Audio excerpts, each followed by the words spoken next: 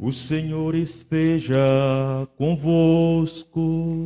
Ele está no meio de nós. Proclamação do Evangelho de Jesus Cristo, segundo Lucas. Glória a vós, Senhor. Naquele tempo, o anjo Gabriel foi enviado por Deus a uma cidade da Galileia chamada Nazaré, a uma virgem prometida em casamento a um homem chamado José. Ele era descendente de Davi e o nome da virgem era Maria. O anjo entrou onde ela estava e disse: Alegra-te, cheia de graça, o Senhor está contigo. Maria ficou perturbada com estas palavras e começou a pensar: qual seria o significado da saudação? O anjo então disse-lhe: Não tenhas medo, Maria, porque encontraste graça diante de Deus. Eis que conceberás e darás à luz um filho, a quem porás o nome de Jesus. Ele será grande, será chamado Filho do Altíssimo, e o Senhor Deus lhe dará o trono do seu pai Davi. Ele reinará para sempre sobre os descendentes de Jacó, e o seu reino não terá fim. Maria perguntou ao anjo: Como acontecerá isso se eu não conheço homem algum? O anjo respondeu: O Espírito virá sobre ti e o poder do Altíssimo te cobrirá com a sua sombra. Por isso o menino que vai nascer será chamado Santo Filho de Deus. Também Isabel, tua parenta, concebeu um filho na velhice. Este já é o 6º mês daquela que era considerada estéril, porque para Deus nada é impossível. Maria então disse: Eis aqui a serva do Senhor. Faça-se em mim segundo a tua palavra. E o anjo retirou-se. Palavra da salvação. Glória a vós, Senhor. Os irmãos e irmãs, quero carinhosamente, respeitosamente saudar os meus irmãos no sacerdócio, Padre José Vieira, administrador desta paróquia, e também o Padre Zorimar, para quem não conhece, filho também aqui da terra, assim como eu, conterrâneo de todos vocês, administrador da paróquia São José das Itapororocas, na Arquidiocese de Feira de Santana, filho aqui da terra. Uma alegria muito grande poder presidir essa celebração, celebrar com vocês essa missa das 10 horas, a missa solene, em louvor à nossa excelsa padroeira, a Imaculada Conceição. Para quem não me conhece, sou o Padre Diego, bem conhecido aqui, muito embora, depois de algum tempo, não tão conhecido, filho aqui da terra, moro aqui nesse bairro, a poucas quadras aqui da Rua dos Humildes, a poucas casas aqui dessa igreja. Estive aqui sexta-feira, se eu não estou enganado, passada, tendo a honra de participar de um dos dias da novena. E esta igreja, esta celebração, esta imagem, a Imaculada Conceição, que hoje celebramos, é algo muito importante, muito caro para mim. Principalmente na minha vida espiritual, como cristão e como sacerdote. Depois como cidadão jacobinense, nascido e criado aqui. Desde os 22 anos saí daqui. E toda a minha vida espiritual, mesmo relutando no início, como todo adolescente, pré-adolescente, criança, jovem, eu labutei muito aqui, nesta igreja. Quando eu fui batizado aqui, fiz a minha primeira comunhão aqui nessa igreja. Então, isso para mim é muito importante. Né? Falando assim, pode ser que para mim é muito importante sempre ressaltar isso, porque tem toda uma história e um contexto. E depois as experiências que eu tive aqui também, dentro da renovação carismática católica no grupo de oração, nos grupos de oração, onde recebendo o batismo no Espírito Santo, eu fui despertando na vida da graça de Deus. Por isso, quero iniciar esta reflexão, essa breve homilia, manifestando essa alegria, assim, estar aqui e poder, depois de muitos anos, inclusive, mesmo depois de padre, tenho 11 anos de padre, trabalhei 10 anos, desde que me ordenei numa paróquia, que era a padroeira, a Imaculada Conceição, lá na cidade de Itiúba. Atualmente eu resido na paróquia Nossa Senhora da Saúde, aqui pertinho, na cidade de Saúde, onde tem também uma comunidade lá do Genipapo, que está em festa. Acabei de chegar de lá agora, estávamos rezando o texto, o ofício, temos uma programação vasta também, como a daqui, logo após o almoço também. Meus irmãos e irmãs, dias intensos foram vividos aqui, como em todos os lugares, durante esses dias. Novenas, súplicas, preces, devotos.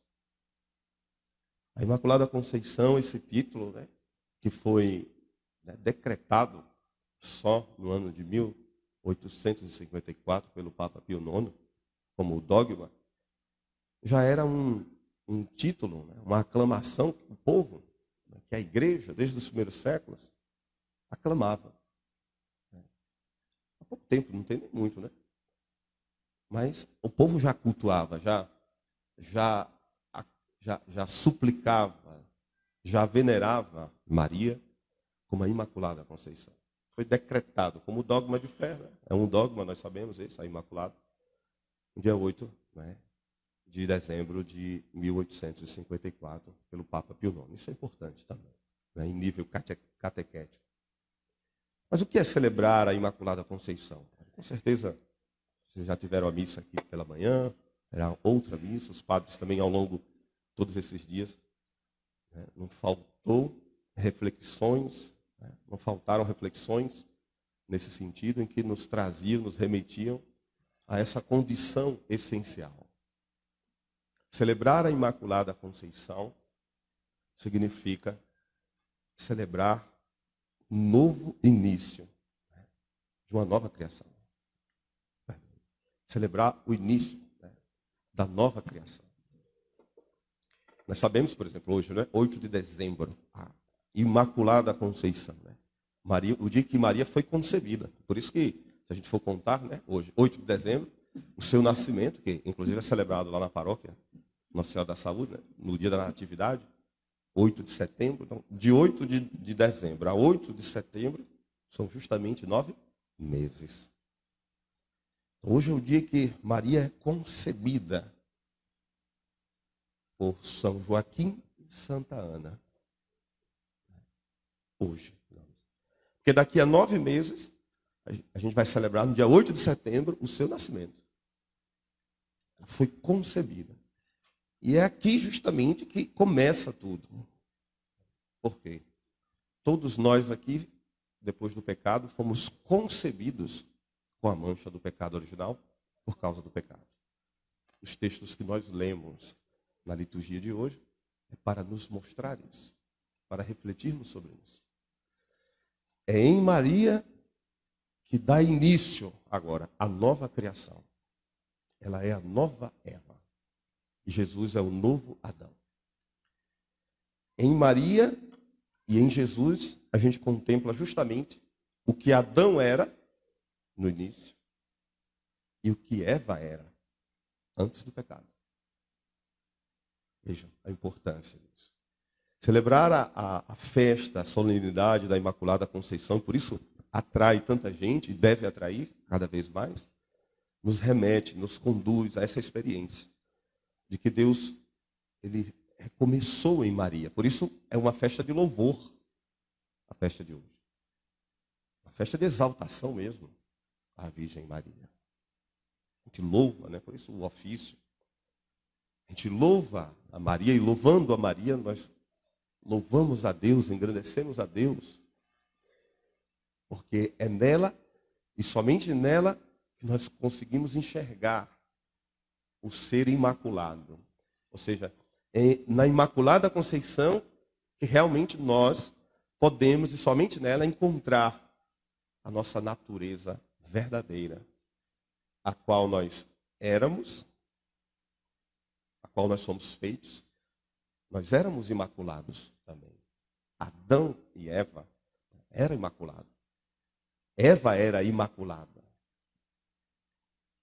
Mas ela se maculou. Primeira leitura. Por isso, contemplar em Maria é contemplar, é ver, é rezar, é acreditar, é saber que Deus começa tudo, né, nela. É interessante também que a solenidade, né, da Imaculada Conceição, ela acontece nesse período do Advento. Justamente porque vem o Natal. Né? O novo Adão. A liturgia da igreja é perfeita. Ela nos traz, né, anteriormente, tudo aquilo que nos prepara para Jesus. Antes do seu nascimento, né, a grande festa do Natal que nós vamos celebrar agora. O grande mistério da encarnação. Né, o novo Adão, o qual nós enxergamos nele. Né, o novo Adão, quem nós éramos, quem nós somos chamados a ser nele. Nós não somos mais filhos de Eva, filhos de Adão. Nós somos filhos, sim, da nova Eva, né, nos diz a teologia mariana, e do novo Adão, como diz São Paulo nas suas cartas. Jesus é o novo Adão. São eles dois, Jesus e Maria, que nos conduzem agora, através de uma realidade plenamente espiritual, a uma vida na graça. A não vivermos mais no pecado. Celebrar a festa da Imaculada Conceição é meditar sobre a nossa condição inicial e revisar, pensar, repensar nosso modo de ver e recomeçar uma nova vida. Sobretudo à luz daquilo que a igreja nos propõe, que a graça de Deus nos dá, para a gente também recomeçarmos uma vida imaculados, sem a qual não veremos a Deus, sem a qual nós não nos salvaremos. Ao contemplar a Imaculada, nosso coração, nossa vida se enche de esperança. Nós podemos ser imaculados. Os maculados, né, podem ser. Você pode ser imaculado. Eu também sou maculado. Posso ser imaculado. Eu posso tirar de mim tudo aquilo que é pecado e que me afaste de Deus. Por isso vimos os textos, né, litúrgicos. A primeira leitura, ela é a continuação do relato do livro do Gênesis, da criação. Mas é pós-pecado, né? O texto já começa. Depois que Adão comeu o fruto da árvore, o Senhor Deus chamou, dizendo: onde estás? Aí as leituras, os textos da Bíblia, de hoje, dessa liturgia, querem nos mostrar o quanto sermos maculados, e depois que fomos maculados, o quanto nós passamos a ser, inclusive, desgraçados. É o pecado, né? Por isso, celebrar a Imaculada Conceição é isso. É escolher se nós vamos seguir, buscar os imaculados, né, Jesus e Maria, ou vamos continuar na nossa vida velha. Ainda seguindo Adão e Eva. Vocês que estão aqui no centro, quem está nas laterais me ouvindo aí fora, você quer seguir quem? Adão e Eva, desobedientes? Vocês querem ser filhos, continuar sendo filhos da desobediência, do pecado? Ou filhos do novo Adão, Jesus, e da Imaculada Conceição Maria, buscando viver na graça de Deus? Entende? Celebrar a festa da Imaculada é isso. É propor um novo caminho de santidade, a partir de dentro. Num caminho de total submissão a Deus. Submissão a Deus. A gente vê na primeira leitura isso. Eva que quer ser, né, toda essa primeira leitura, padre, como é que se resume? Aqui a imagem, né, é um texto literário, a gente sabe, né? Mas que as analogias, né, a árvore, a fruta proibida, a serpente, são todas coisas ligadas, sobretudo, à cultura semítica da época em que o livro foi escrito, mas tão somente para mostrar a saga humana que quer ser independente. Quando escolhemos ser independentes e fazer aquilo que nós queremos, nós nos tornamos maculados e, por consequência, a nossa vida vira uma desordem. Se nos decidimos à vontade de Deus e somente a ela nos submetermos, nós nos tornamos imaculados, logo a nossa vida se ordena novamente. Entende? A celebrar a Imaculada Conceição é um júbilo de alegria no nosso coração, porque a natureza humana ela volta, né, em Maria e depois em Jesus. Nossa Senhora ela é privada, né, da graça. Deus a priva do pecado justamente pelos méritos de Cristo. A gente rezava na oração da coleta para que nós possamos fazer parte dessa nova criação. Mas para isso precisamos lutar contra o pecado. Quando a gente peca, primeira leitura, né? Veja a desordem. Adão comeu o fruto da árvore, Deus chamou. Onde estás? Adão responde, ouvi tua voz no jardim e fiquei com medo, porque eu estava nu.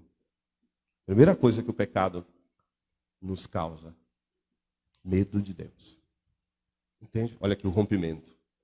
Por isso que eu dizia, o livro do relato do Gênesis, ele é proposto pela igreja na liturgia justamente para dizer que a humanidade, a partir de Eva, ela decidiu seguir um caminho próprio. Um caminho sem Deus.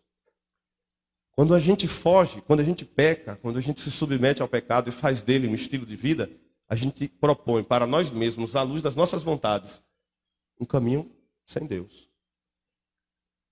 Mesmo que Deus, esse Deus que nos ama, continue insistindo a nos procurar, né? Deus ele nos procura todos os dias, sabia? Deus ele procura por você, por mim, todos os dias. Onde estás? Onde está seu coração? Onde está seu coração? Onde está o meu coração? A imagem do jardim, né? Aqui está no jardim. O jardim na Bíblia, como em tantos outros lugares, não é uma realidade geográfica somente. Né? O jardim na Bíblia é o lugar do encontro com Deus. Como na vida prática, né? A gente vai ao jardim para se encontrar, né? Com um amigo, bater um papo, um casal de namorados. O casal mesmo também se encontra no jardim. O jardim é o lugar da experiência com Deus profunda. O lugar do amor com Ele, da relação de amizade, de conversar. Né? O jardim é o meu, é o seu coração. Aberto, alargado. Né? Por isso o coração dela, né? Da Virgem Maria. Ouvi tua voz no jardim e fiquei com medo. O pecado ele causa medo, né? Quando a gente peca, o que é que a gente fica? O que é que a gente faz com medo? A gente fica com medo de Deus, né? Quando a gente peca, a gente fica com medo de Deus. Quando a gente está em pecado, o que acontece? A gente fica com medo de quê, gente? De vir à igreja, não é? Não vou não. Deus não vai me perdoar. A gente foge da confissão. A gente foge da vida de oração. Eu fiquei com medo. O medo é a única realidade que nunca vai existir remédio, né? Eu sempre digo isso. Existe remédio para tudo nesse mundo. Para vírus, chegado, todas as doenças já tem remédio. As doenças mais, né, tenebrosas, digamos assim. Se tem remédio para todas as doenças. Só não tem remédio para o medo. Eu convido vocês a ir a uma farmácia, né? Se vocês puderem, ao sair daqui ou amanhã. Você chega lá e vocês perguntam assim, ô moço, eu quero um remédio para o medo. Tem um remédio para medo aí? Às vezes, não, a senhora está doida, tá? Tem remédio para medo. Tem remédio para câncer. Tem remédio até para ansiedade, ansiolítico. Tem remédio para depressão. Tem remédio para quem está com pânico. Tem remédio até para o Covid-19 já. A vacina. Já se passaram 2023 anos e fora os bilhões de anos antes de Cristo, os milhões. E o homem nunca encontrou o remédio para o medo. Para esse medo aqui. Eu ouvi tua voz e fiquei com medo. Porque o remédio para o medo, ele é uma pessoa. É Jesus. O remédio para o medo é uma presença. Adão ficou com medo porque ele se afastou de Deus. O medo, ele é causado, ele é consequência do pecado. Se você estiver com medo de alguma coisa, é porque a gente ainda está entrelaçado em alguma realidade do pecado. No mínimo do mínimo, um orgulho exagerado dentro de nós, que nos cega e nos faz ter medo. Medo da morte. Tenho medo de morrer. Tenho medo de deixar meus filhos. Tenho medo disso. Como eu disse, o medo interior, o medo interno. Quando a gente peca, a gente se sente indigno, foge de Deus. Bora para a igreja, você nunca mais foi para a igreja, né? A pessoa diz, não, é o medo. Ela está com medo de Deus. Essa é a experiência primeira que os nossos pais aqui fizeram. Quando você não quer ir para a igreja, quando você não quer rezar, quando a gente não quer mais ler a Bíblia, quando a gente não quer mais, é o pecado. O pecado, ele causa uma desordem. Segunda coisa, o medo só pode ser curado com a presença de Deus. Segundo, a confusão, a divisão. Ouvi tua voz, fiquei com medo, porque estava nu, me escondi. Depois Deus disse, quem te disse que estava nu? Aí ele disse, é porque a mulher que tu me deste como companheira foi ela que me deu o fruto da árvore que eu comi. Né? Adão coloca a culpa em Eva, Eva coloca a culpa na serpente, a serpente não quer a culpa. Blá, blá, blá, blá. O pecado, ele nos deixa sem honestidade, sem sinceridade, se a gente não tomar cuidado. Pecou. O pecado é meu. Foi a mulher foi a serpente, né? A gente peca, né? Ah, padre, meu marido. O marido, minha esposa, o problema é ela. Aí os pais, meus filhos, é no trabalho. Foi não sei o quê, que eu fui numa festa, que eu fui não sei aonde, que eu fumei, que eu bebi, que eu xinguei, que o carro que foi fulano, foi fulano que me levou, né? Foi na minha faculdade, foi os professores, foi os diretores. Não. Quando é que a gente vai assumir a nossa culpa? O caminho do reconhecimento das nossas faltas é o início de uma nova criação, de uma vida da graça em Deus. Que o pecado causa. Pare de culpar as pessoas e de arranjar álibi ou culpado para os seus erros. E aceitar as nossas misérias, os nossos pecados. É o primeiro passo para Deus recomeçar um caminho imaculado dentro de nós. É o governo, é o prefeito, é não sei quem, né? É não sei o quê, é a chuva, é tudo, né? Como Adão, foi a mulher, aí ela, não, foi a cobra. Aí a cobra, não foi eu não, foi vocês. Veja, o pecado, ele causa essa divisão, essa confusão. A gente sempre... Por quê? Ninguém se reconhece como pecador. Sempre a culpa do meu pecado são vocês. E a culpa do pecado de vocês sou eu. São séculos e séculos e a gente vive nessa realidade. Meu marido, é meus filhos, é não sei o quê. Quando é que a gente vai parar com essa ladainha? E eu dizia, né? A partir disso, por isso, como é que se prepara bem para uma festa de padroeiro? Né? Sobretudo para a festa da Imaculada. Se confessando bem. A confissão e o batismo são os dois sacramentos. Que, né, agora na prática, que nos renova. Que nos devolve. Né? Padre, e como é que se começa um caminho à luz da Imaculada Conceição? Através dos sacramentos, mas sobretudo dois. No batismo, né? Ajuda no aprendiz, quem já fez curso aqui, palestra de pais e padrinhos, né? Eles não falam lá? Os efeitos do batismo, primeiro, nos torna filhos de Deus, regenerados do pecado original. Quando somos batizados, nós voltamos à condição original de imaculados. No batismo. Como o nosso ciclo, a nossa vida é lá. E Jesus, sabendo disso, ele também instituiu o sacramento da confissão. Para que nos banhássemos, quando estivéssemos maculados, manchados pelo pecado, a retornarmos à condição original. É o batismo e a confissão. Esses dois sacramentos, eles são portas, duas portas, que nos introduz no caminho feito por Nossa Senhora, ou melhor, a qual Deus, né, consagrou, concedeu a ela. Então, vemos aí essa desordem que a mancha do pecado causa em nós, né? Só duas realidades, mas dentre tantas. E por isso somos chamados à luz dos textos, né, da vida de Nossa Senhora, e por isso os textos também, o Evangelho é sempre lido, da anunciação do anjo. É interessante esse Evangelho. A gente sempre lê, cada vez que lê uma coisa nova, a gente sempre, né, e não se cansa. Naquele tempo, o anjo Gabriel foi enviado por Deus a uma cidade. É como se a gente pudesse ver assim, Deus que, né, digamos, tem uma mente muito imaginária assim, lá no alto, mesmo nos universos, e olhando assim, aí o olho dele vai diminuindo, né? As galáxias, depois a Terra, imensa, né? Depois vai diminuindo, vai vendo a multidão de seres humanos, aí vai. Porque o anjo Gabriel foi enviado por Deus a uma cidade. Aí vai, Nazaré, pequena, aí vai, mais ainda. Mas há uma virgem prometida em casamento. Pequenininha. A mente de Deus vai se afunilando. Deus que vê tudo. Mas ele vê também né? Por isso que Nossa Senhora ela vai dizer, né? Porque ele olhou para a pequenez de sua serva. Para o nada. Porque Deus é grande. O Imaculado. Mas ele vai, né? Como que foca nela. O anjo Gabriel foi enviado por Deus a uma cidade da Galileia, né? O universo, as galáxias, a terra.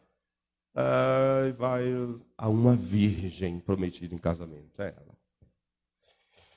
São Boaventura, ele disse que Deus poderia ter feito um mundo melhor se ele quisesse. Sim ou não? Sim. Um mundo melhor ainda do que esse, padre? O mundo é bom, mas se Deus quisesse. A gente, inclusive, viu no Evangelho, né? Para Deus nada é impossível. Só que é interessante a frase, dando ênfase, né, a Nossa Senhora. São Boaventura, ele disse que Deus poderia ter feito um universo, o mundo, a Terra, o planeta, a criação, melhor ainda do que ela é. Mas ele nunca poderia, ele não pode fazer uma mãe tão boa, uma mãe melhor do que Maria.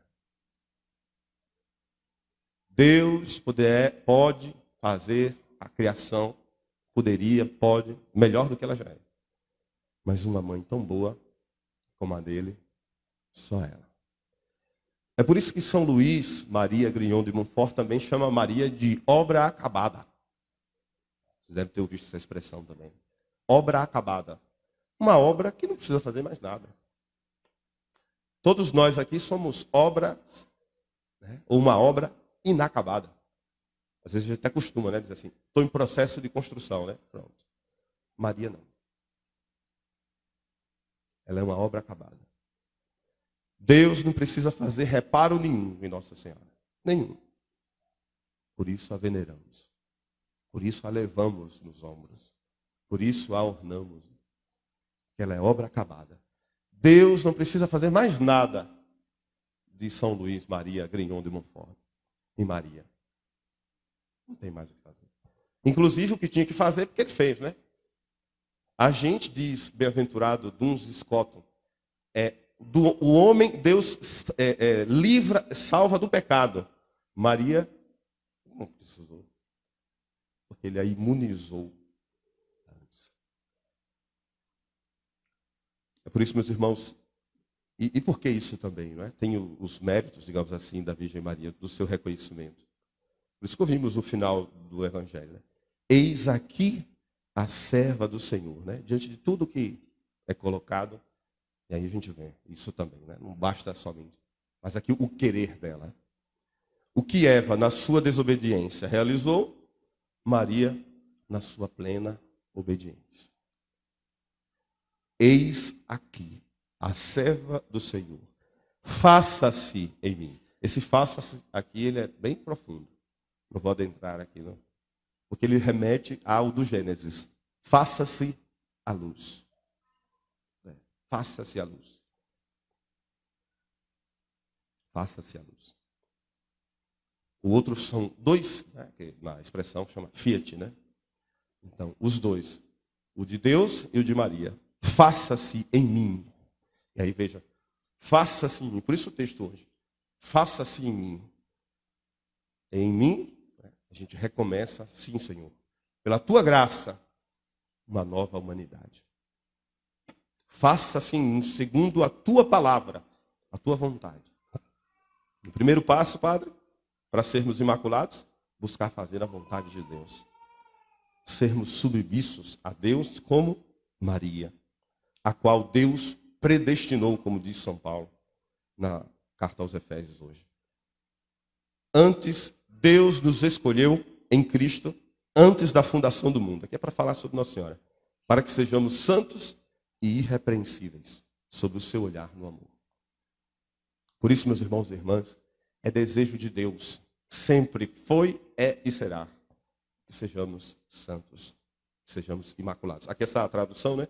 Para que sejamos santos e irrepreensíveis. Né? Irrepreensíveis quer dizer isso. Sem manchas. Sejamos santos. Busquemos a santidade na nossa vida, sob o seu olhar no amor. Para isso, Deus predestinou para sermos seus filhos adotivos. Né? Ele vai dizer aqui também que Deus predestinou, né, a tantos, e aqui para falar também, predestinou Nossa Senhora. Como morada do seu Filho, no fim dos tempos, né, celebrando agora o Natal, Deus a privou do pecado e da mancha original. Por isso o Salmo: cantai ao Senhor Deus um canto novo, porque Ele fez prodígios. Aqui é uma expressão de uma resposta também à luz do sim de Nossa Senhora. Né? Nossa Senhora é aquela que canta um canto novo a Deus. Canta uma canção nova, um canto novo. Ou seja, uma nova experiência. Quer cantar um canto novo, Padre? É colocar a minha vida, cantar uma harmonia, música, harmonia a Deus. Sob o manto da Imaculada Conceição, coloquemos nossa cidade. Nossas crianças, jacobinenses, ela que do alto deste monte, desta igreja centenária, secular, lendária, que do alto desta colina, onde de quase todos os lugares daqui da cidade dá para ver, possamos sempre nos lembrar do manto, da proteção e sobre que proteção estamos, da Virgem Maria. Aquela que, como vimos no Evangelho, na leitura, né? Deus colocou inimizade entre a serpente, né? Entre a serpente e a mulher. A serpente, a imagem da astúcia, né? Do pecado, da desobediência na Bíblia. Tem vários sentidos, mas desse. Da astúcia, da se arriscar. E de que nos levou a pecar. A criarmos um caminho independente. Não. Vamos buscar ser filhos da Imaculada. Não filhos de Eva. Não somos mais filhos de Eva. Somos filhos da Imaculada. Os filhos de Eva vivem desobedientes a Deus. Os filhos de Eva, desde Eva até hoje, insistem em fazer o pecado num projeto de vida. Os filhos da Imaculada são filhos da obediência. É a obediência que nos salva. Por isso São Paulo vai dizer: Cristo é o servo obediente. Jesus Cristo, o servo obediente. A obediência de Maria e a obediência de Jesus a Deus são a grande virtude que me leva, que te leva, que pode nos levar ao céu. Peçamos essa graça e que Nossa Senhora, a Imaculada Conceição, derrame graças e bênçãos sobre toda esta cidade, sobre todas as crianças, jovens, adultos, casais, idosos, pessoas doentes, pessoas que pedem as nossas orações desse dia, as pessoas que rezaram durante essa novena toda para alcançar a graça que pediram pelas mãos da Imaculada. E continuemos a venerar sempre a Imaculada Conceição. Seja ela sempre também a nossa mãe, né? Meditei aqui na sexta, exemplo de mãe, filha, serva, esposa, não só para as mulheres. Apesar, muito embora a figura feminina é estampada, né, nessa realidade, desse mistério. Mas também de todos nós homens, a qual nós somos chamados. Que possamos colher os frutos agora. após cada festa. De dias intensos de oração aqui nessa igreja, rezando, meditando a palavra de Deus, consolidando, confirmando com a Eucaristia de hoje, comungando o corpo de Cristo. Para que cada vez possamos trilhar o caminho da Imaculada e do Imaculado, que é Jesus, que é Maria. Que Deus nos dê a sua graça. Amém.